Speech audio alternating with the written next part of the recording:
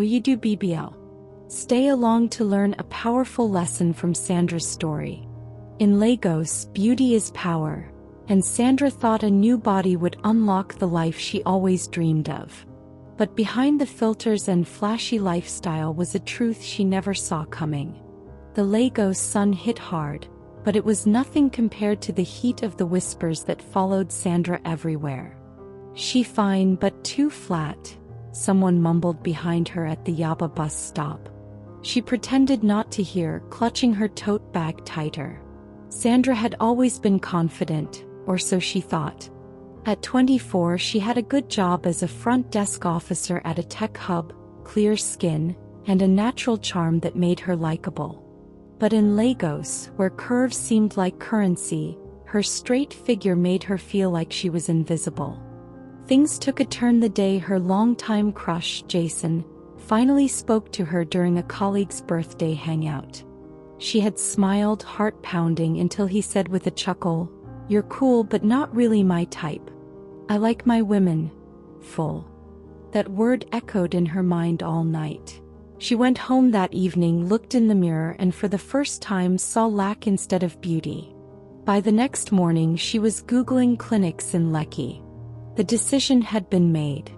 The journey to becoming enough had begun. Sandra spent weeks researching BBL surgeries, watching transformation videos on TikTok, and following influencers who flaunted hourglass bodies. Every scroll fed her insecurity. She started saving aggressively, cutting back on food and transport, skipping outings with friends just to gather the 3 million Nigerian nairas needed for the procedure.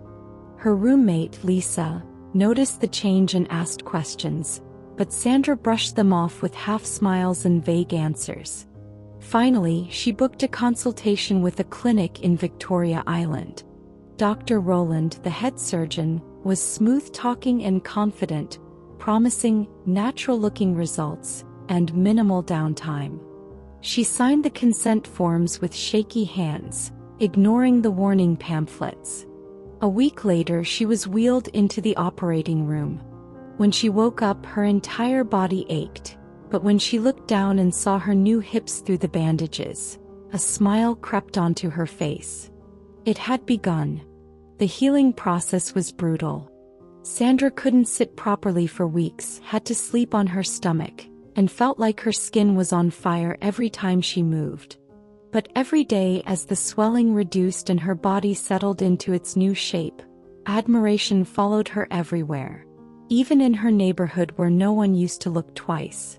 Back at work, her transformation didn't go unnoticed. Jason stared too long at the break room microwave whenever she walked in. The same colleagues who barely said more than hi, now flooded her DMs. Even Lisa, stunned by the change, could barely hide her curiosity. "You look like money," she said one morning, eyeing Sandra's waist-to-hip ratio. And she did. For the first time in her life, Sandra felt powerful. Sandra's Instagram began to grow. A few curated selfies turned into hundreds of likes, then DMs from boutiques offering free clothes. One day, a message arrived from a popular influencer named Chloe. "You look like you belong," it read, followed by an invite to brunch in Lekki Phase 1. Sandra showed up in her new red jumpsuit, heels clicking with confidence she hadn't felt before. At the rooftop lounge, she met Chloe and her friends, Renee, Bella, and Tina. They called themselves the Big Girl Circle.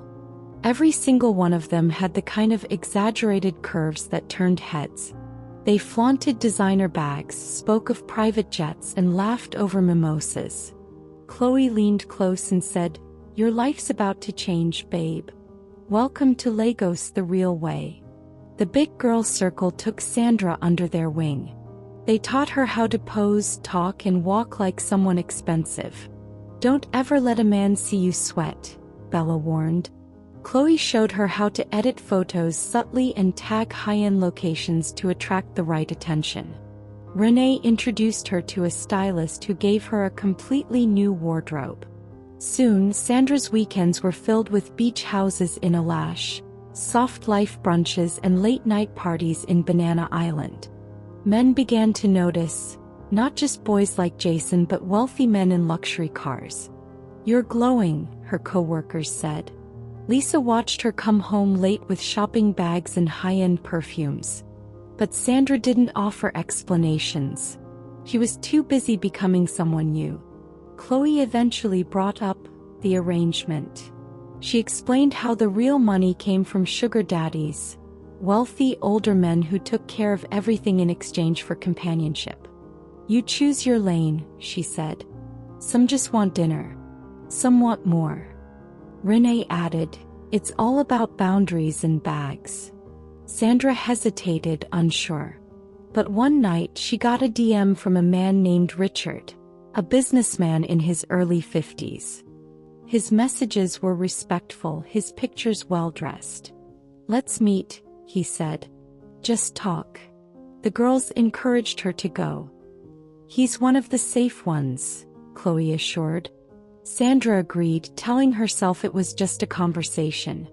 Richard took her to a luxury restaurant in Victoria Island. He ordered champagne and wagyu steak like it was nothing. He asked about her job, her dreams, then handed her an envelope before dessert.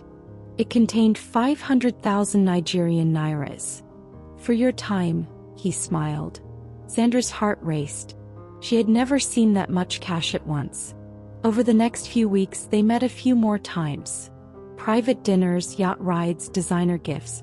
But Richard started getting possessive. He asked for her schedule, questioned her Instagram posts, and once showed up uninvited at her office. The warning bells were subtle at first, but they were ringing. Things escalated when Richard saw a comment from another man under Sandra's photo. He called her at midnight, furious. "Do you think this is a game?" he shouted. She apologized, confused and shaken. He sent flowers the next day with an apology note, but the damage was done. She no longer felt safe. Sandra told Chloe, who shrugged. "That's the game. Block him and move on." But Sandra couldn't shake the feeling of being watched. She blocked his number, deleted his photos and turned off location tags. But one day she came home and found a luxury bag at her door, with a note, "You'll be back." Her soft life was starting to feel like a trap. One morning, Sandra's phone buzzed with a message from an unknown number. Attached were private photos of her and Richard, screenshots from their yacht trip, even a photo of her sleeping. "You play, you pay," the message said. Her hands trembled. Panic set in. She called Chloe, who sounded annoyed. "You gave him too much access." Sandra took a day off work, afraid to leave her apartment. What if her boss saw the photos? What if they leaked online? She felt exposed, helpless, and deeply ashamed. She had wanted luxury, not blackmail. But Lagos wasn't known for mercy. One wrong move and your story trended for the wrong reasons. Sandra cut ties with the big girl circle. She stopped replying to Chloe's invites, left the group chats, and archived her Instagram posts. Lisa, concerned, offered comfort. "Whatever you're going through, you can tell me," she said softly. For the first time in months, Sandra cried. She wanted her old life back. The simple one with quiet nights and dreams that didn't involve designer heels. She called Dr. Roland, asking about reversing the procedure.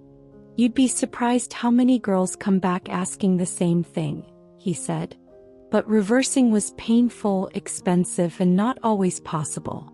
Sandra hung up, heart heavy.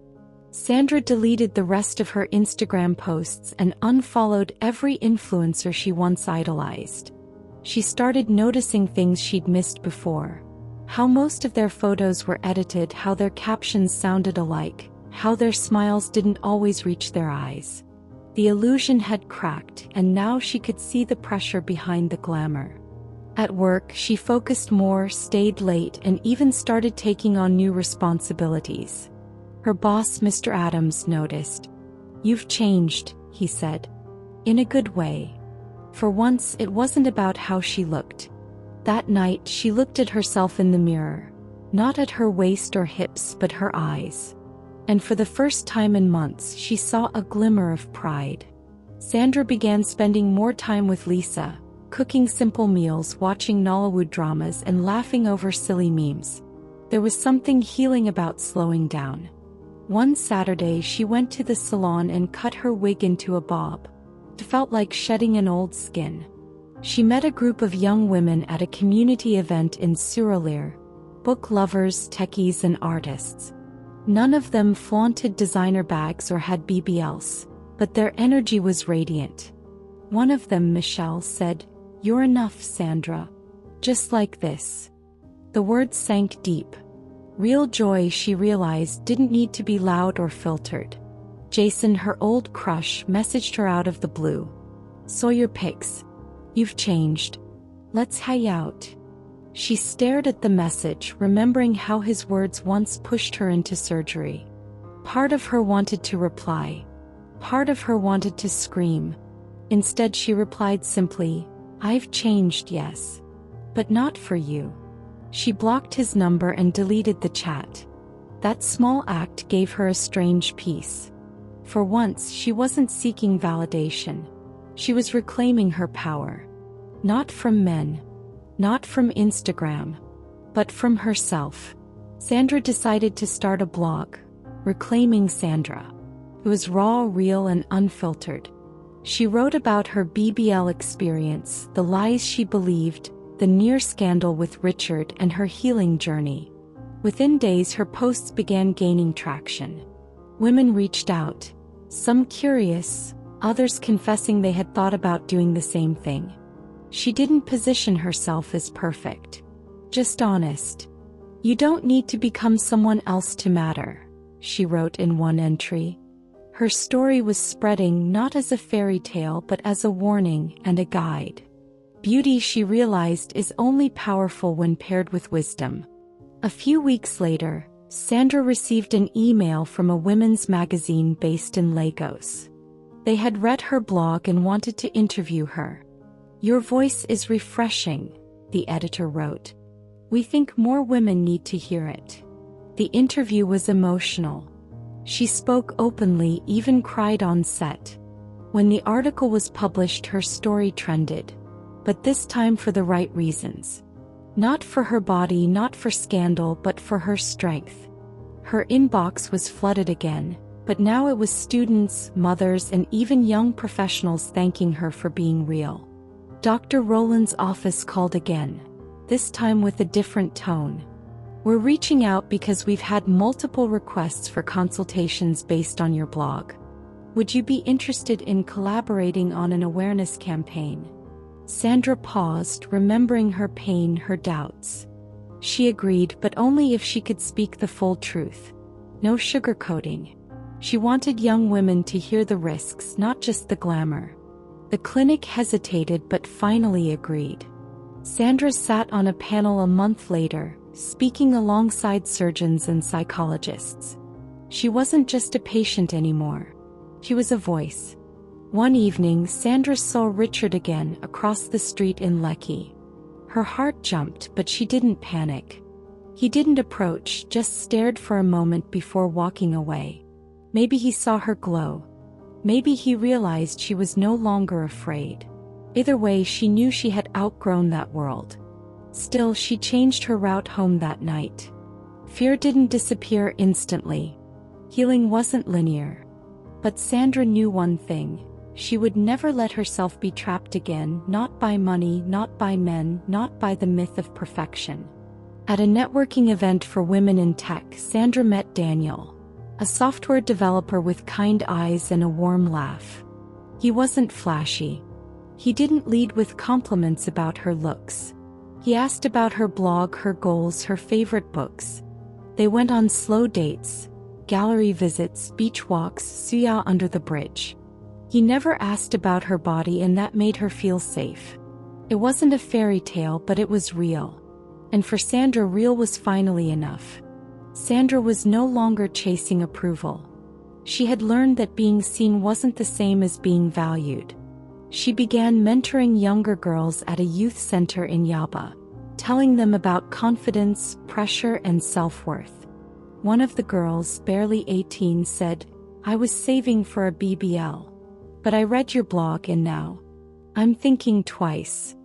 That was Sandra's full circle moment. She smiled and replied, "There's nothing wrong with changing your body. But never do it to feel loved. That love has to start with you." Looking back, Sandra saw it all clearly.